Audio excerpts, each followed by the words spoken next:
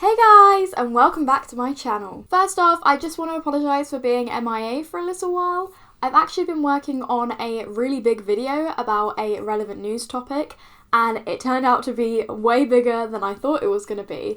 So I thought, do you know what? In the meantime, why don't I search deep into the vaults of my research and find a case to tide you over for a little while. And here we are! This week I'm going to be talking about the unsolved murder of television actor Bob Crane, whom some of you may know from being the face of the hit TV show from the 60s/70s, Hogan's Heroes. Crane's death revealed a very scandalous side of him that the public didn't know about, and the lead suspect was his own best friend. Let's jump into it. Oh, actually, before we start, you may be thinking, Abby, haven't you already covered this case before? No, I haven't actually, but what I have covered is the case of television producer Barry Crane.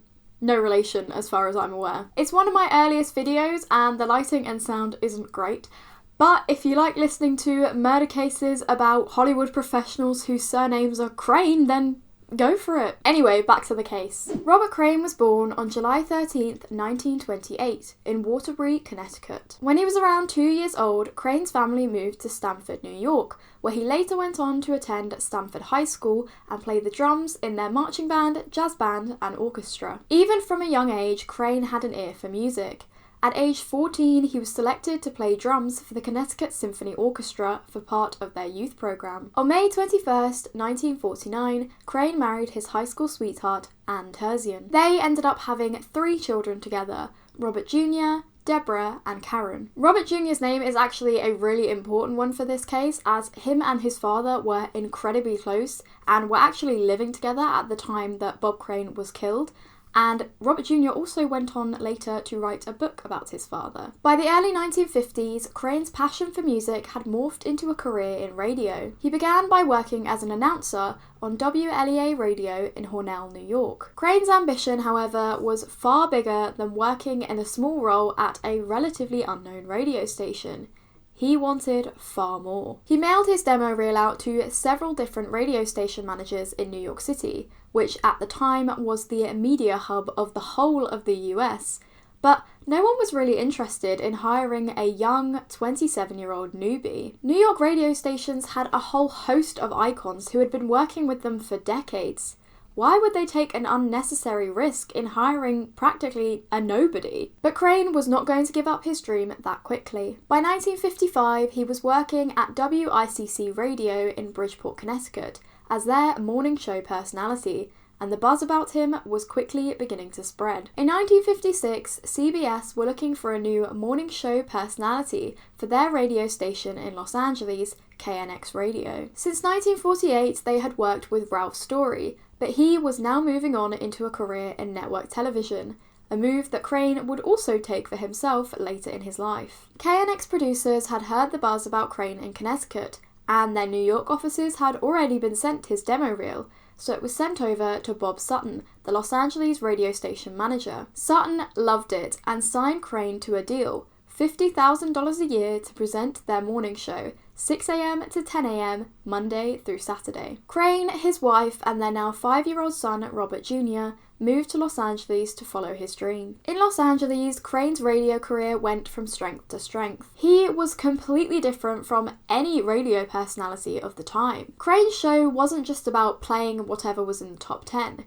He interviewed celebrities, had comedy skits, and, perhaps most profitable and beneficial for the show's producers, he also put his own comedic spin on adverts, integrating himself into them. The adverts were the lifeblood of the radio, as people would pay to advertise their products, but for most listeners, the adverts are the worst and most boring part of the radio show. Crane's way of switching up the advertising formula was a genius move. Here is a short clip from a 1957 show to best illustrate this technique. Like another cigarette. Oh, David, what do you mean cigarette? What do you got there? You get a lot to like with a Marlboro. Oh, yeah. Filter, flavor, flip-top box.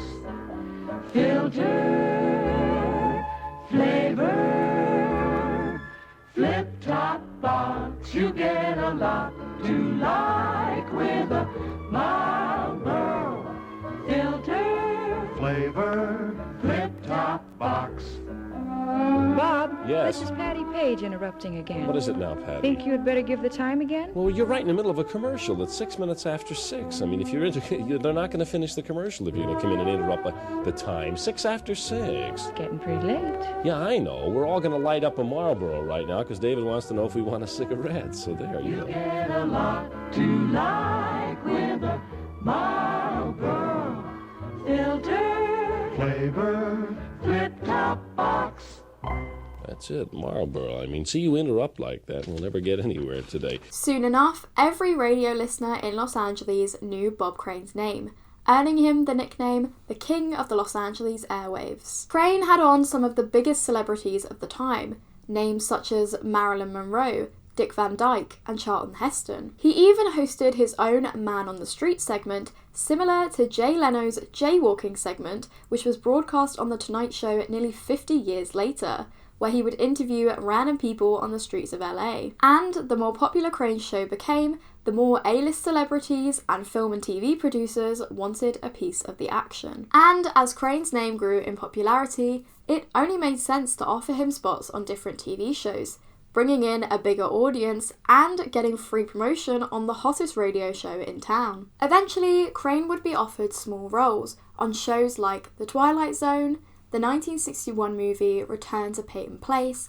and even a part on General Electric Theatre when future President Ronald Reagan was the host. In 1962, legendary Hollywood director, actor, writer, and comedian Carl Reiner appeared on Crane's show. Reiner was the creator of The Dick Van Dyke Show, which had begun airing the year before and went on to become incredibly successful, earning 15 Emmys. Reiner offered Crane part as Harry Rogers in the season 2 episode Somebody Has to Play Cleopatra. In it, Crane plays a terrible actor who has been cast as Mark Antony in Van Dyke's annual variety show. His love scene with the beautiful Cleopatra, however, is constantly interrupted by jealous spouses and eventually ruined by his own angry wife. Crane's success and popularity in this role would lead to him being offered a permanent spot on The Donna Reed Show, where he played a happy-go-lucky dentist called Dr. Dave Kelsey, who was a friend of the main character, Donna Stone. Crane would appear on the show from 1963 until December 1964.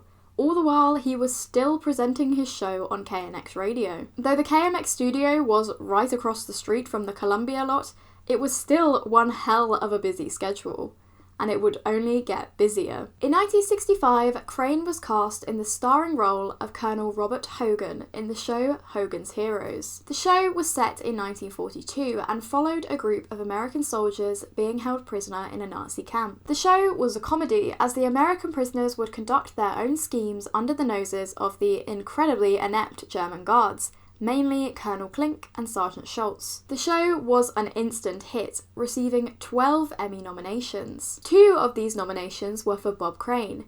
In 1966 and 67, he was nominated for Best Performance by an Actor in a Leading Role in a Comedy Series. That title is far too long. Perhaps one of the most interesting things about the show, which actually has nothing to do with Bob Crane whatsoever, but I just had to mention it because I thought it was really interesting, is the fact that the 4 main German roles were actually played by 4 Jewish actors, most of whom who'd either been held in concentration camps themselves or had had their family killed in the war. I just thought this was so surreal because it's weird to think that that show started broadcasting only 20 years after World War II ended, so the likelihood is a large majority of their audience would have either fought in the war or been held in a camp themselves. The programme turned Bob Crane into a star, and in 1970, just before his 21st wedding anniversary, he divorced his wife Ann Terzian, and later that same year, went on to marry Patricia Olson, stage name Sigrid Valdis, who played Hilda, Colonel Klink's secretary, on the show. They actually married on the show's set. In 1971, they had a son called Scott, and they later went on to adopt a daughter called Anna Marie. But Sigrid Valdis was not the only person Crane would meet on Hogan's Heroes, who would go on to play a large role in his life. One day, a man called John Henry Carpenter,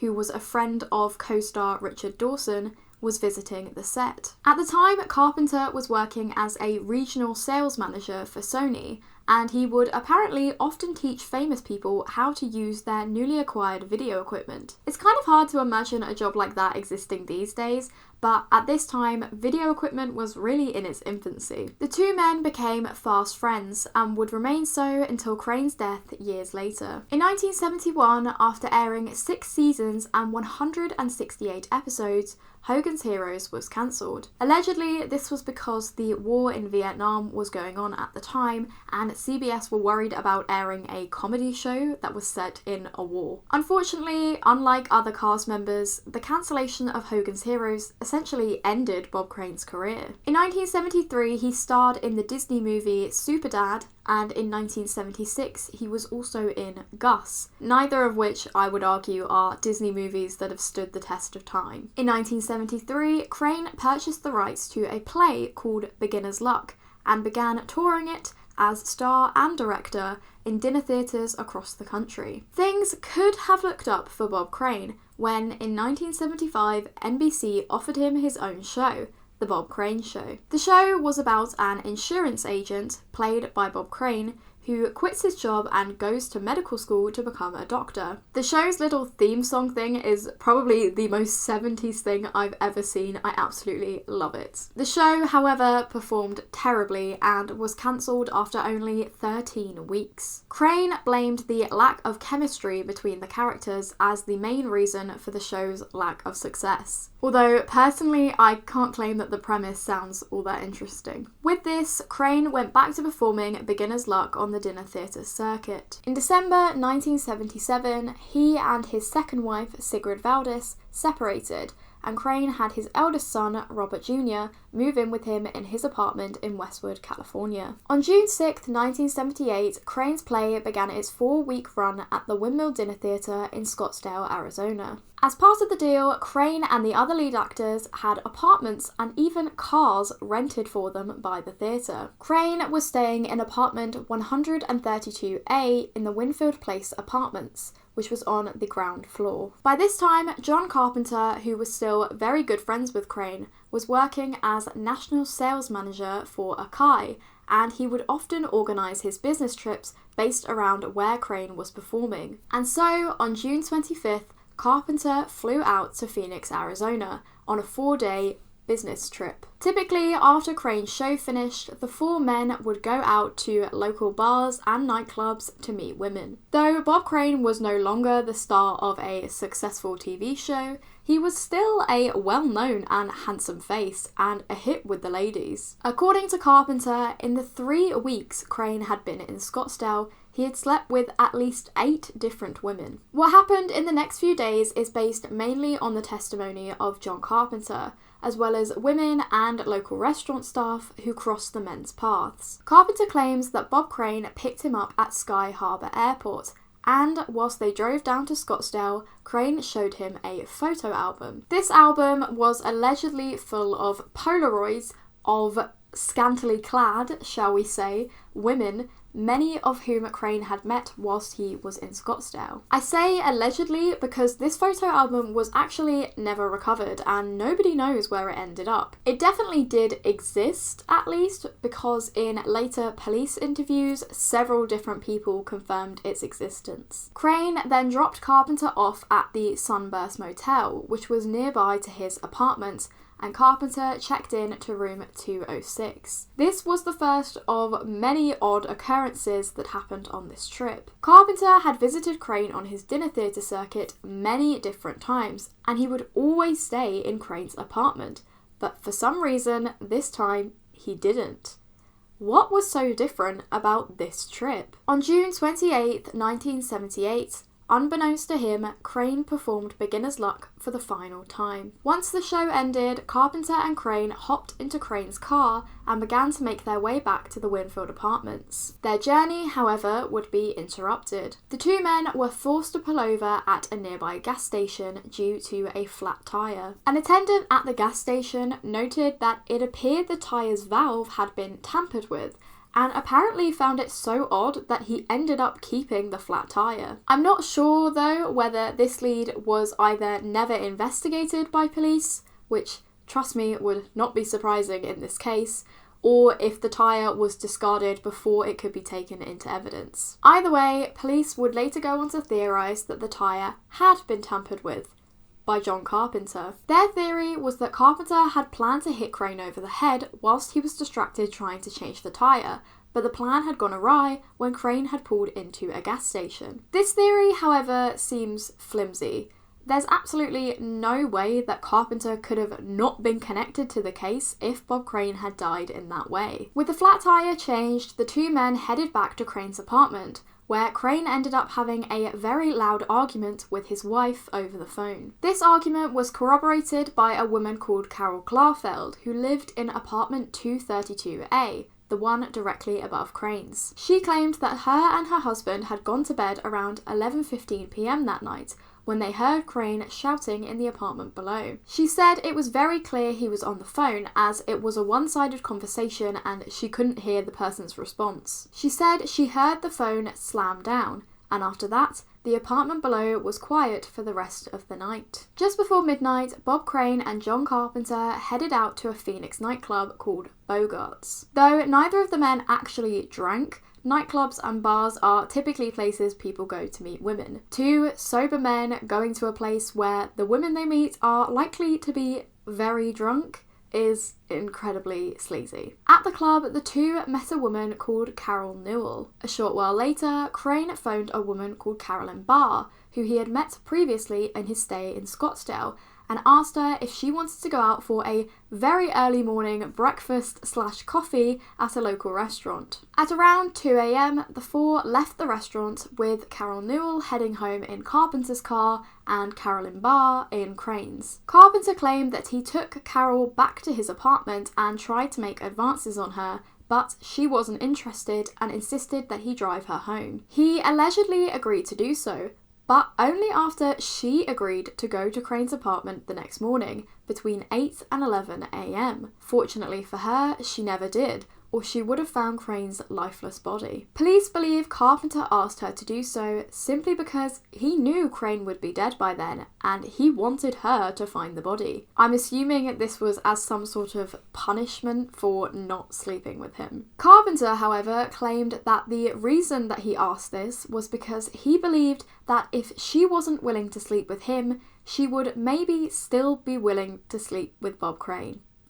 Yeah, this man is a creep. Carpenter dropped Carol home about 3 a.m. and then returned back to his hotel room to telephone Crane. He told him that he hadn't gotten lucky with Carol and asked him how his night with Carolyn went. Crane told him that he too had struck out. At this point, Carpenter allegedly told Crane not to worry about giving him a lift to the airport in the morning and that he would make his own way there. The two men then said goodnight, ending, apparently, on a good note. The next morning at 8:24 a.m, John Carpenter checked out of his hotel room and returned his rental car, claiming that it had an electrical fault. The hotel's check-in clerk would later go on to describe the interaction as pleasant but strange. Carpenter claimed that he was on edge that morning, but it was because he thought his flight was at 11 a.m. and then had found out it was actually an hour earlier than he thought. He then took a taxi to the airport in Phoenix, flew back to Los Angeles, picked up his car and went to work. Around 2 p.m. that afternoon, Victoria Ann Berry, Crane's co-star in Beginner's Luck, knocked on his apartment door. Her and Crane had made the appointment for her to come over that afternoon, as she needed to record a voiceover for a scene in the play. Despite the appointment, Crane did not answer the door. Berry noticed that the morning newspaper was still outside the door and his car was parked in the parking lot, meaning that he surely must be inside. She was surprised to find that the front door was unlocked and went in calling Crane's name. When there was still no answer, she assumed that he must have gone down to the apartment building's pool and went over to the sliding glass door that looked over that side of the building. She pulled back the curtain but could see that he was not at the pool. She walked into his bedroom and saw what she at first believed was a woman with long dark hair asleep in his bed. This was not very uncommon for Bob Crane. Very quickly, she realised that what she had taken to be long dark hair was in fact a trail of blood. Crane was lying on his side in the fetal position. He was wearing shorts and a t-shirt and was tucked under a sheet. The sheet, the pillows, and the wall behind the bed were all covered in blood. An electrical cord was tied around his neck. At 2:22 p.m, the first police officer, Paulette Cassietta, arrived on the scene. At the same time, 2 firemen arrived. Most firemen are often also trained as paramedics, so them arriving on scene was not uncommon. They put their equipment down in the hallway and headed into the bedroom, but could see immediately that Crane was already dead, so they picked up their equipment and left. Around 3 p.m, Police Lieutenant Ron Dean arrived at the scene. It's important to mention that at this point, the Scottsdale Police Department didn't even have a homicide division back in the late 70s. Now, Scottsdale is a huge city with a population of around 260,000. But back in the 70s, the population was more like 68,000. It was possibly one of the worst places for a high-profile murder to happen. The police just weren't equipped for it. Not being equipped, however, definitely does not excuse some of the mistakes that were made in this case. Seriously, get ready because the list is practically endless. After Lieutenant Dean had arrived at the scene, it was necessary for Victoria Berry to make a statement. Instead of having her do it outside the apartment or taking her down to the police station, Berry was let back into the apartment to make her statement. Sitting at the kitchen counter, smoking a cigarette in an apartment where someone had just been murdered. At 3:15 p.m, the telephone rang. Lieutenant Dean told Berry to answer the phone which, by the way, had not yet been dusted for prints, but that she was not to tell anybody that Crane had been killed. On the other end of the line was John Carpenter. Realising this, Lieutenant Dean took the phone from Berry, introduced himself as a police officer, and said simply that there had been an incident at Crane's apartment. Carpenter then told Lieutenant Dean that he had last spoken with Crane around 1 a.m, a time which he would later revise to 2:45 a.m. It's not known why he changed his statement regarding this. Unable to get any more information out of Lieutenant Dean, Carpenter hung up. A few minutes later, the phone rang once again. It was Robert Jr. this time, and when Victoria Berry answered the phone, he wasn't surprised. It was pretty common for women to pick up the phone at his dad's apartment. At this time, Robert Jr. wasn't even informed that anything had happened to his father. Then, once again, John Carpenter called. This was what really made Lieutenant Dean suspicious of Carpenter, because, as he claimed, he had already informed Carpenter of an incident at Crane's apartment, but Carpenter never pushed further to find out what kind of incident this was, almost as if he already knew. On this call, Carpenter gave an extremely detailed description of all the video equipment that was in Crane's apartment. And trust me, there was a lot of it. Police were able to establish that robbery clearly wasn't a motive in the killing. Though both the front door and the sliding glass door were unlocked, Crane's watch, wallet, money, jewellery and expensive video equipment were all still inside the apartment. There was also no sign that a struggle had taken place. Though the apartment was messy, it wasn't in disarray. Cameras, cables and recording equipment were littered all around the apartment. Police even found a miniature darkroom in one of the bathrooms and a photo enlarger resting on the back of the toilet. They found a large collection of videotapes and photographs of many of the women that Crane had slept with, but they never found this photo album that Carpenter had mentioned seeing on his first day in Scottsdale. Also found in the apartment was a bottle of gin, a bottle of scotch, and a packet of cigarettes on the kitchen counter. Not only did Crane not drink, but he also didn't smoke. So, who did these belong to? By the front door was a pair of swimming trunks which belonged to John Carpenter, and a record which Crane had intended to take back to LA for his son. Police believe that Crane had put these there himself as he was notoriously forgetful and probably wanted to give them back to Carpenter before he left for LA the next day. On his bedside table, spotted with blood, were Crane's glasses and his day planner with a pen still resting on it. Police established that, judging by the last entry, Crane must have received a phone call from Victoria Berry that night,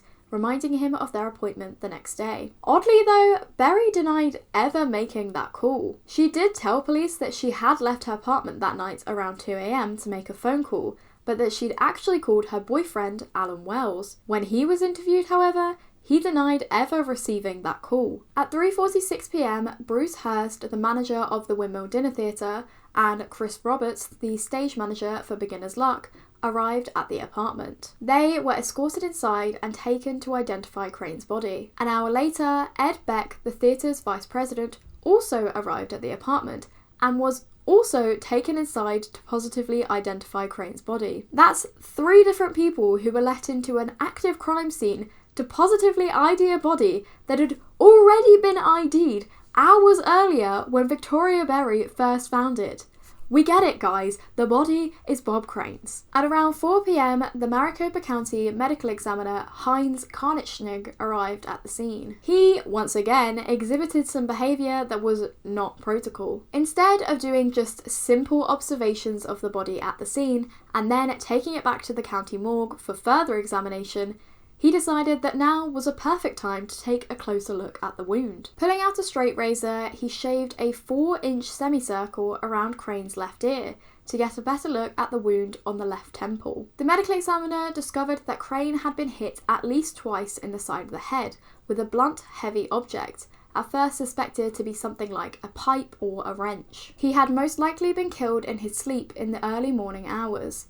Some sources listed this as around 3 to 8 a.m, although more likely around 3. It was discovered that the black electrical cord that had been tied around Crane's neck was around 3 foot long and had been cut from the power cord from one of the video cameras in the living room. Strangulation with the cord was not the cause of death, so police began to theorise about why it was used at all. One theory was that it had been used to silence Crane's gurgling noises, and another was that it may have a more deeper significance.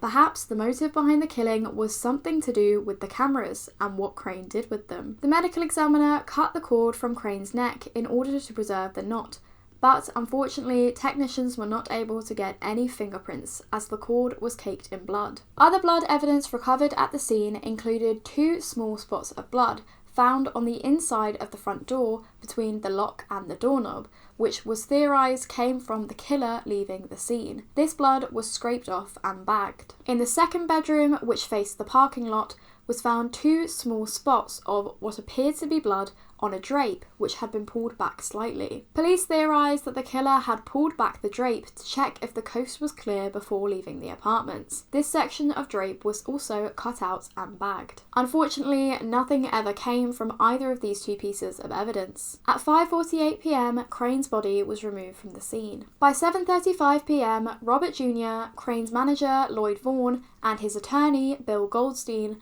were all on a flight to Arizona. All they knew was that something had happened in Crane's apartment and that the rumour was that he had been shot. When they arrived in Arizona at 8:45 p.m, they were met by Officer Barry Vassell, who informed them for the first time that Crane had died. The 3 men were then taken to Crane's apartment. Robert Jr. later stated in his book that the apartment had still not been cleared. There were items littered around that could potentially have been evidence that were not bagged, and Robert Jr. even opened the fridge, took out a beer and drank one. Once again, why were there beers in the fridge when neither of the men drank? Robert Jr. wrote in his book, "Vaughn, Goldstein and I walked through the apartment, touching, handling and examining items in plain view of Officer Vassell. We added our fingerprints, footprints and hair samples to an already contaminated scene." Investigators questioned around 50 different people who were friends or acquaintances with Bob Crane, including his wife Patricia and the other co-stars of Beginner's Luck. Their main suspect from day dot, however, was always John Carpenter. On June 30th, police located the car that Carpenter had rented during his time in Scottsdale. The rental company had sent the car off for repairs, as Carpenter had complained of an electrical fault, and it had apparently broken down on its way to being fixed. Police searched the car and located what became their only piece of physical evidence against Carpenter. What they found was a tiny speck of dried blood on the inside of the passenger door. This blood was determined to be type B, a very rare blood type found in only 8.5% of the US population, a blood type which Bob Crane had. Carpenter claimed that the only people who had been in his car in the 4 days he was in Scottsdale were himself, Crane, and Carol Newell. Neither Carpenter nor Carol had type B blood, so it was assumed that this blood must be Crane's. At this point, by the way, DNA testing was not really a thing, so the only thing they could do with that blood evidence was just find out what type it was. Scottsdale police interviewed Carpenter several times, and he was always very cooperative, even waiving his right to an attorney for the first few times he was interviewed. He always insisted that he would never have killed Crane, saying, "He was my friend, and he was the goose who laid the golden egg for me in terms of meeting ladies." When presented with the blood evidence, Carpenter asked to take a lie detector test, or sodium thiopental, also known as truth serum, anything he could do to prove that he didn't kill Crane. Police, however, rejected his offer. They claimed that it was because they didn't know enough about the case or have enough evidence against him to ask the right questions to catch him out. Lie detector tests are also very rarely admissible in court, so even if he had failed one, it probably wouldn't have done much for the case anyway. The Scottsdale police weren't going to give up on John Carpenter that easily. They took their evidence, which was essentially just the physical evidence of the bloodstain in the car and the circumstantial evidence that Carpenter had flown back to LA the day Crane's body was found, to the Maricopa County State Attorney Charles Hyder to try and get an arrest warrant against him. Hyder refused, saying there was not enough physical evidence to prosecute, as police couldn't even prove that the blood in the car was Crane's. I mean, it was a rental car after all, and plus, why would the blood be on the passenger side door and not the driver's side? Police tried twice more to prosecute Carpenter. Each time a new state attorney was elected, they would present their case to him, a case which never included any new evidence. In January 1989, the newly elected state attorney, Richard Romley, finally agreed to prosecute, and in spring 1990, he set up his own panel of investigators and attorneys dedicated simply just to reviewing Crane's case. Romley later said that the reason he let the case go to trial despite the lack of evidence was that because of how old the case was, he thought that the police were never going to get any better evidence than what they already had. However, I totally think there was some political motive behind it.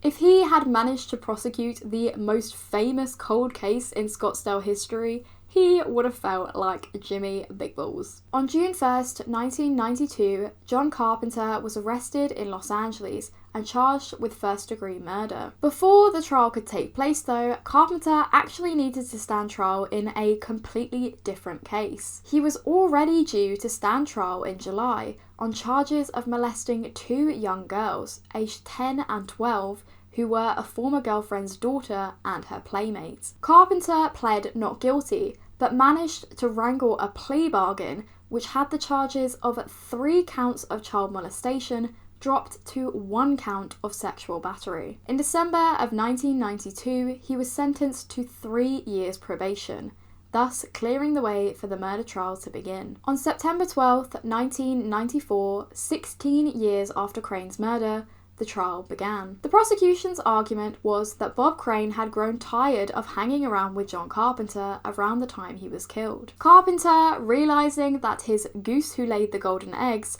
was going to cut ties with him, was enraged and killed him in retaliation. The prosecution's reasoning behind this theory was that Robert Jr. had testified that days before leaving for Scottsdale, his father had said to him, "John is becoming a pain in the ass to the point of being obnoxious.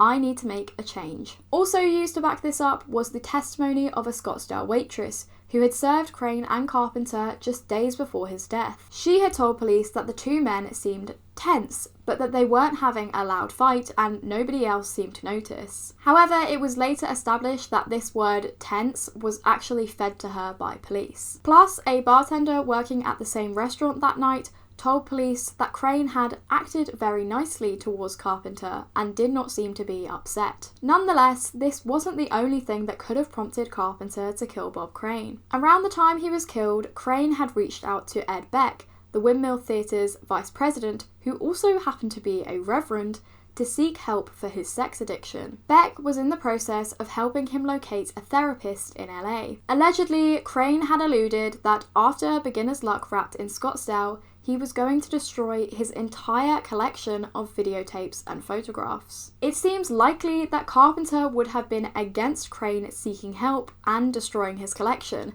as Carpenter benefited greatly from Crane's addiction. And there was yet another motive assigned to Carpenter. Robert Jr. had also told police that he was aware that Carpenter had once engaged in some homosexual behaviour and said, "For all I know, he could have been in love with my father." The theory was that perhaps Crane had rejected Carpenter's advances, and out of embarrassment and anger, he had killed him. For me, personally though, this seems very unlikely.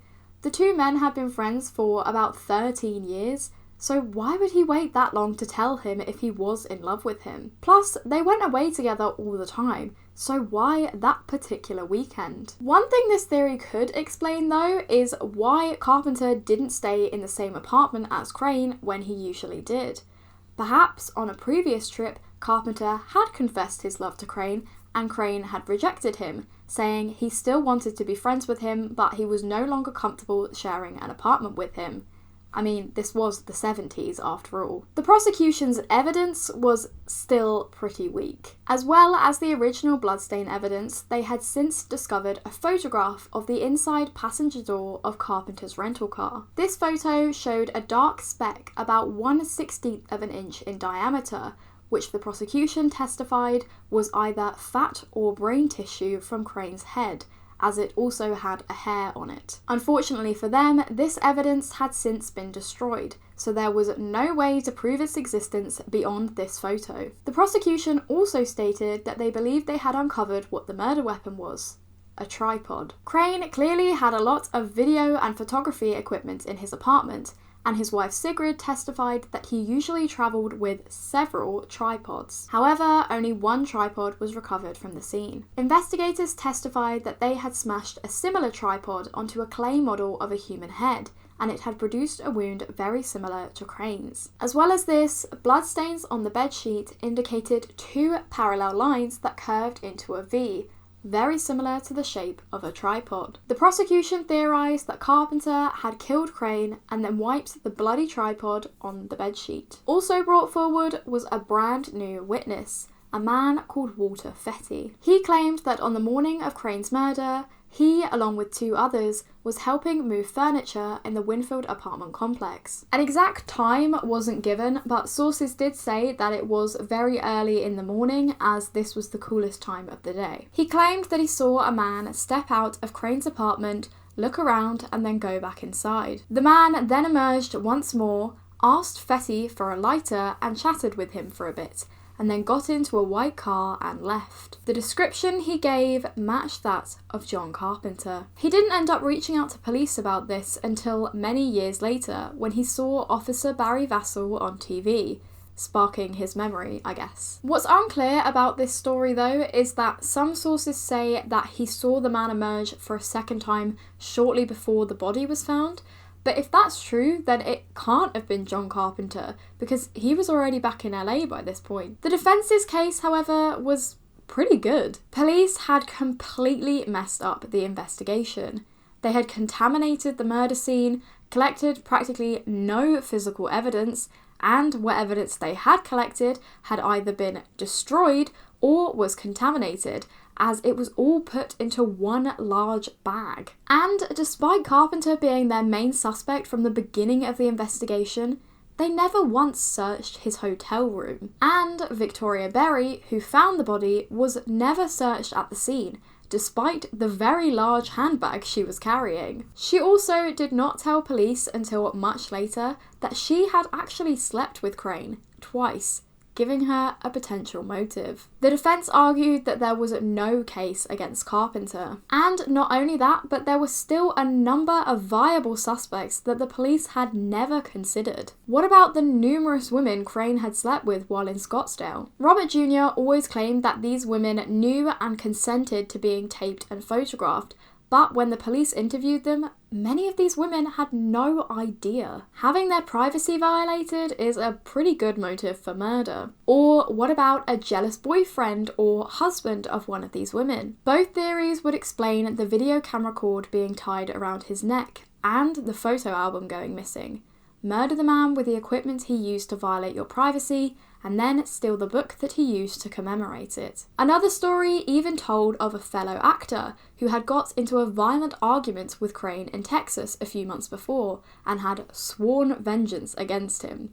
Although I will admit, I couldn't find a lot to back that story up. The point was, Crane could have really been killed by anyone. The trial lasted 6 weeks and ended on October 31st, 1994. The jury, after a 2.5-day deliberation, voted to acquit him. And in 1998, John Carpenter died of a heart attack. Some DNA testing has been done in this case since. TV journalist John Hook managed to get approval in November 2016 to have the blood evidence retested to see if our modern-day DNA techniques could help find the killer. The tests only revealed the presence of a previously unidentified male, and the rest of the results were inconclusive. Unfortunately, this testing used up the rest of the sample, so there is now no longer enough blood evidence to do any testing in the future. Since the trial finished, Robert Jr. has now changed his tune and is now pointing the finger at his stepmother, Sigrid Valdis. The two had been separated at the time of Crane's death, and just 10 days before his murder, she and her son Scott had showed up unannounced at Crane's apartment in Scottsdale. They stayed for only 1 day, which Robert Jr. described as very uncomfortable. Sigrid and her 2 children were the only people who benefited from Crane's death. 2 years prior, he had changed his will to omit all 3 children from his first marriage. This seems odd and very much like it was not his decision, considering how close he was with his eldest son. Sigrid and Crane were in the middle of a divorce, which would mean having to split his assets. But with him dead, everything would go to her. Plus, her and her son Scott set up a website dedicated to peddling some of the homemade videos and photographs that Crane had taken, continuing to profit off his death. The website was shut down years ago, guys, by the way, so no use going to look for it. Before she died in 2007, Sigrid had Crane's body moved from its original resting place to a different cemetery, without even notifying his other children that she had done so. However, it seems unlikely that she could have committed the murder herself, since there would have been no flights available that would have got her from her home in Washington, I believe, to Arizona in the time between their argument on the phone that night and his murder. Although, how do they even know that she wasn't already in Arizona when she called him that night? And that's about the end of the case. Let me know what you guys think in the comments below. In my personal opinion, I just have no idea who killed Bob Crane. I really don't. There's no doubt in my mind that John Carpenter was not a good guy, but I don't think I can just confidently sit here and say he 100% killed Bob Crane when there are so many other potential suspects who would have had a motive. It's just impossible to write that fact off. And there's evidence proving and disproving each different suspect. The police just did such a bad job in this case that there's just no way to know who killed him. I guess that's why it's an unsolved case. Thank you very much for watching this week's video. I do hope you enjoyed it. Like I said, I am working on a very big video about irrelevant news topics, so if you're interested, stick around for that bad boy. It'll be out at some point. I can't give you a date, but it will be out. If you did enjoy this video, then please do give it a like and subscribe if you want to see more like it. If you want to follow me on any of my social medias, they will be linked in the description down below, along with all the sources that I used for this video if you fancy some extra reading. Thank you very much for watching, and I will see you next time. Bye!